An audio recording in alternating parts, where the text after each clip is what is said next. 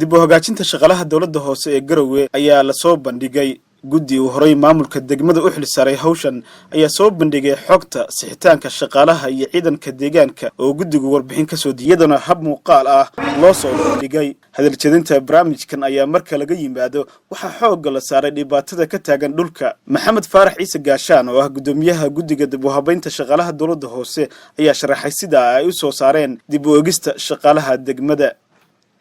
waxaanu ka sameynay buug warbixintii taariikh noqdo hara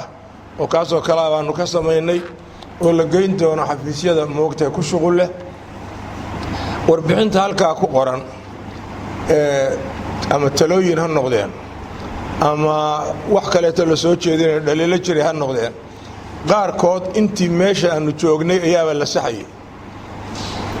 dad shaqaalaha oo misalan aan shaqada dawladda u qaban magaciisa oo la ruqsaynay markiiba wax badan baa qabsoomay gudoomiyaha degmada Garowe Axmed Barre ayaa sheegay in sixitaan lagu sameeyay oo wax laga qabtay talooyin guddiga dib u sixista ay soo sameeyeen dhinaca kale duqa degmada ayaa waxa uu sheegay in Garowe ay heli doonto biyo macaan taasi oo lacagtii hawsha lagu fulin lahaa la hayo dhanka kale waxa uu sheegay in 7 wado ee laamiga ah ee hadda dhismahoodu socdo in lagu soo kordhin doono jidad kale oo laami ah oo ay ka mid tahay buundo waxa xusid mudan intii ay wadeen baaritaanka ku jireen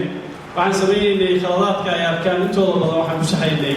isla markaas aan saxaynay qofkaan inuu meesha kama tirsana mana shaqeeyo waxaan aragnay dad Maraykan jira dad qaraxeed Muqdisho ku dhintay oo mushaar weli qaata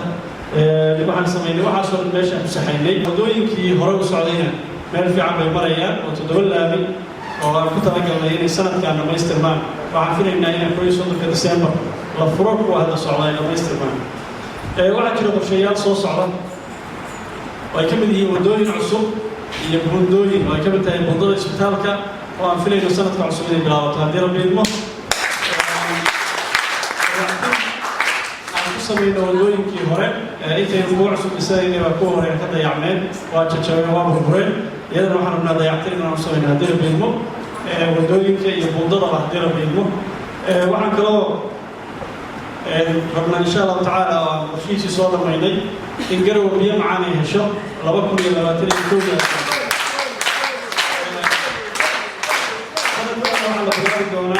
دراساتي سنة كده لبكم يلا باتري كوجا بيا معاني العقد والله هي الحمد لله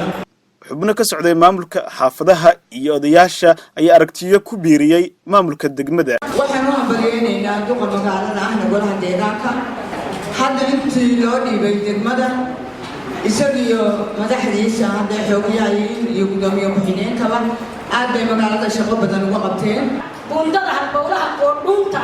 waa buundada toga dhexdiisa ku taal oo magaalada iyo dhan ku dhex taala oo ummadda halka ay wada gudbayso jaamacadaha loo gudbayo iskoolada loo gudbayo isbitaalka loo gudbayo masaakiinta carruuraha jiran xataa gaari ay ku qaataan aan haysan ay lugta kula maraan iyagoo xambaarsan oo togi biyo soo marayaan oo dixda dhagaxi ku kufayaan markay xataa biyo jirin horta aad baan ugu mahadcelinaynaa waana garab istaagaynaa Suldaan Saciid Maxamed Garaase ayaa maamulka degmada ku amaanay qorshaha sixitaanka shaqaalaha dawladda hoose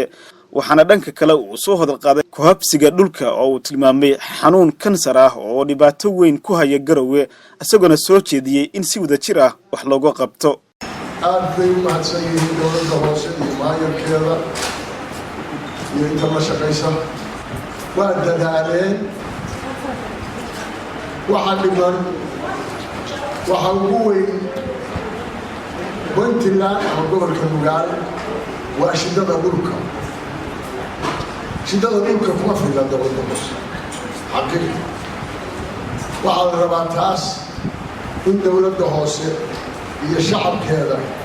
iyo dawladda Puntland ciidamo iyo madax ay leedahay wasaaradda arrimaha gudaha kulli laga wada qayb qaato waa xanuun kansar ah ayaa waxa shahaadooyin lagu gudoonsiiyay mas'uuliin ka tirsan degmada iyo shaqaalaha dawladda hoose oo hawshan gacan ka geystay isla markaana guddiga hawsha loo xilsaaray ku gacan siiyay in xogta shaqaalaha dawladda hoose iyo deegaanka la soo bandhigo Cawil Cali warbaahinta Goobjoog Garowe.